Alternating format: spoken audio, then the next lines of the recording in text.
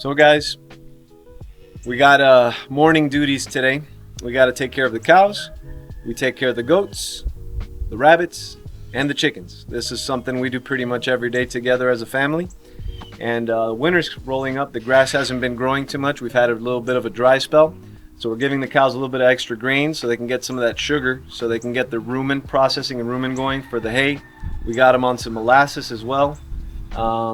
And they're putting on some good weight, but we got to get them as fat as we can before the winter rolls around, because there is no grass out here basically when the winter rolls around. Anyway, let's go grab some grains. We've been feeding them the Producer's Pride 12% feed, the sweet feed. We can get these at Tractor Supply for a pretty good price, and it works out pretty well.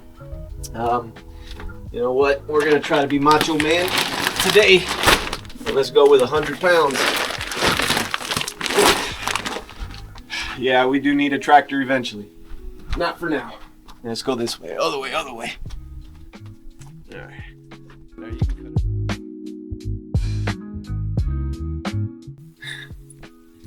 So we got the grains over here to the cows.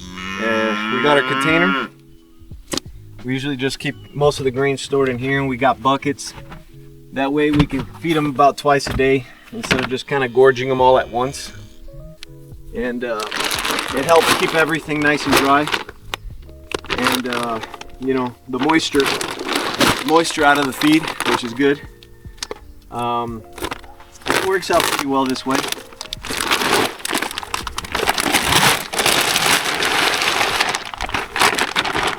Also keeps the goats away, because the goats will find a way to eat through these bags. Ask me how I know.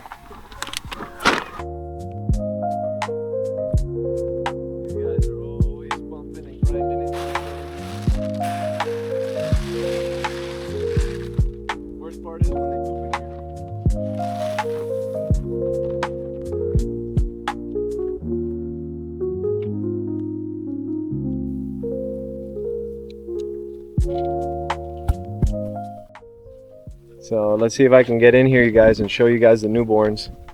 They're only a few weeks old. Got a calf and a bull. This little baldy guy right here, he's a bull calf. Came out kind of with the panda face. And there's a heifer right there. She came out of the belted Galloway over here. And these both are going to go as a pair. We got a buyer that's going to take both of them, and they should be going to nice home towards the end of 25 now. I think, what is it, like mid-December? Yeah, around mid-December, late early January. But these guys are itty bitty. These are all mini cows, guys. You can see they're about as big as a medium-sized dog right now. And at a full adult size, I mean, I'm standing up here, and these are about 40 inches. We got some at 38. 38, and the tallest one is Betsy. She's a mid-size, and she's about 45. But they're all basically just mini cows. You get more hooves on the ground per acreage, and they're just cool. They're cool to have. You know, most people want these as pets. They don't really turn them over and process them too often, but you can.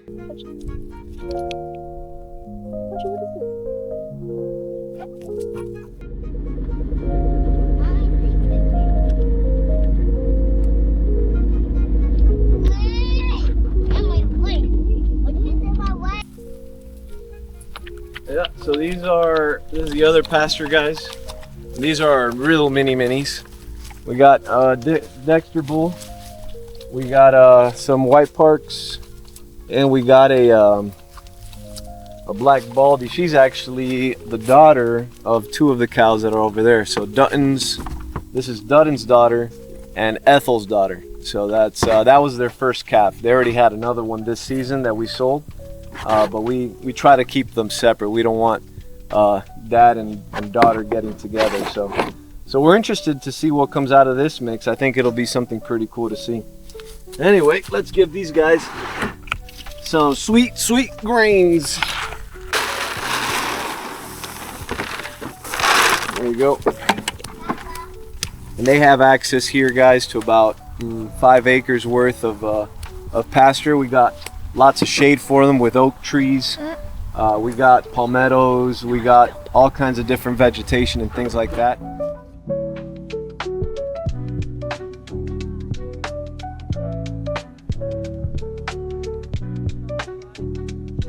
So it looks like, guys, if you look at it, we have our main feed coming in from the chicken coop. This too feeds the rabbit water bowls. Then this one goes out to the goats. So looks like the rabbits were chewing on it. And yeah, let me turn off this valve. Good thing we caught it before it made a really big mess. But we're gonna have to replace that hose now. Rabbits. So the leaky hose situation, we got it fixed and resolved. I tried patching it up, but it didn't work. Too much pressure on there. So I ended up cutting the hose. We pulled some of the slack. And we used one of these 5/8 adapters, and we got it basically working again. If you want to take a look at it, it's right there. Just a little C-clamp to tighten it up, and everything's working great. So the goats have water, and just another day, another problem, another solution.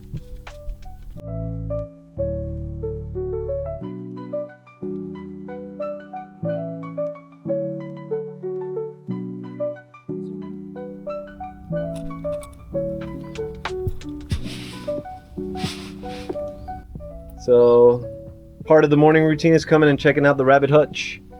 We got a couple different species in here. We were going to start off with just meat rabbits, so we were going to do a New Zealand and California mix, and then we got into some of the designer-ish breeds with the Holland Lops and the Lion Heads.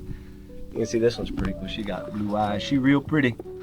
And yeah, we take them to the flea market. You know, we sell them. We process some of them. So it oh, there she is. Check out this one. That's our lion head bunny. She just she's fluffy. That's all I got to say. And they're just eating some alfalfa pellets. This will be, I'll show you guys another day on how we put together this rabbit hutch. I think it's about a 16 by 10.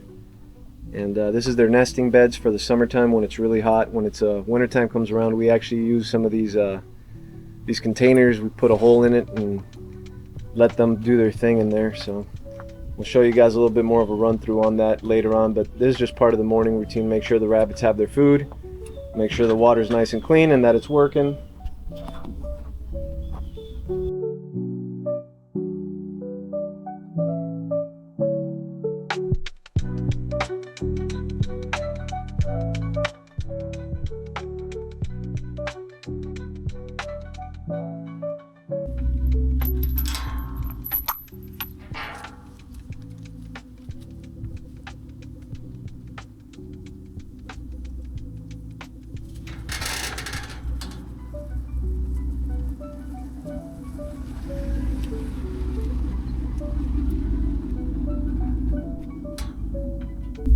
Alright, we gotta put some hay over here for the cows.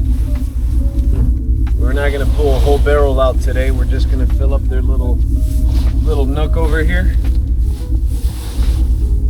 That way they have access to this without any issues.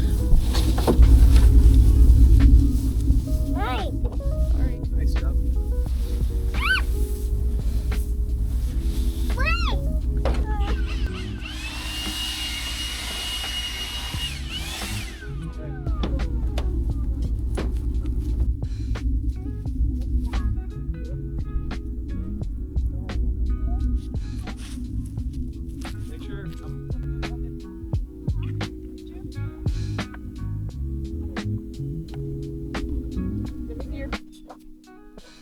Go Munchie. Go Munchie. Go Munchie. Whoa. And then we got goats. Wifey told me, hey, let's go check out an auction. And just to go look at the auction. We weren't going to do much about it. And we didn't take a trailer, we didn't take a cage, we didn't take nothing. She's going to just let them out. So usually, anyway, we went to this auction. Auctioneer's looking at me, pointing at me, and I'm like, what is this dude? Why is he looking at me, pointing at me? I look behind me, and she ended up buying a bidding ticket. She was waving it behind me. And yeah, we bought a mama goat, baby Billy goat. She was gonna milk him. We never got to milk him, and we had no cage, no nothing. Luckily, one of our buddies had a trailer at the auction. He let us borrow the trailer and bring back the goat. And eventually, now we have, I don't know, 9 goats, 8 goats. So, gentlemen, be careful, because one goat leads to another goat.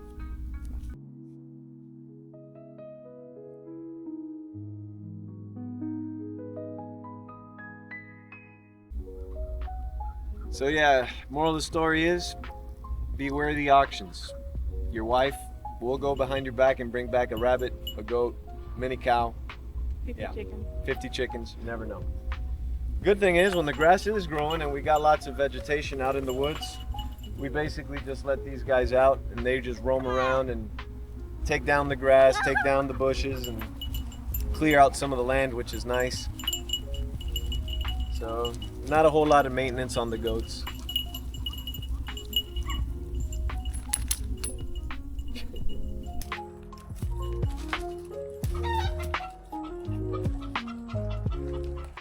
Welcome to the raptor's den, or the chicken coop. So this is the chicken coop area, guys. We had to do some of this over here because the chickens are also escape artists. Not to mention, we have foxes and raccoons and hawks and panthers and all kinds of stuff up here in North Florida that would love to eat a chicken nugget. So, Eva, do you mind turning that on? So we got one of these 10-mile shockers for only about 180 feet of fencing, so it has a pretty nice punch to it. Chickens respect it. Munchie respects it. He's gone through this thing a few times, and it does help keep some of the predators out here because, well, they're out here. All right, so these are our ladies.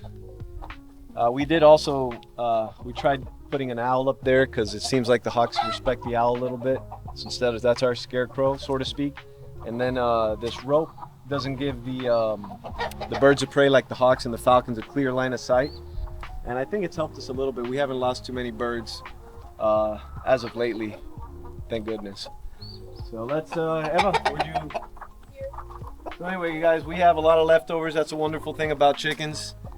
You never really throw away food, so nothing goes to waste here on the farm. So we got bananas, we got rice, we got pasta, we got all kinds of stuff in there. And let's see how quick they take it down, because boy howdy, they are rough.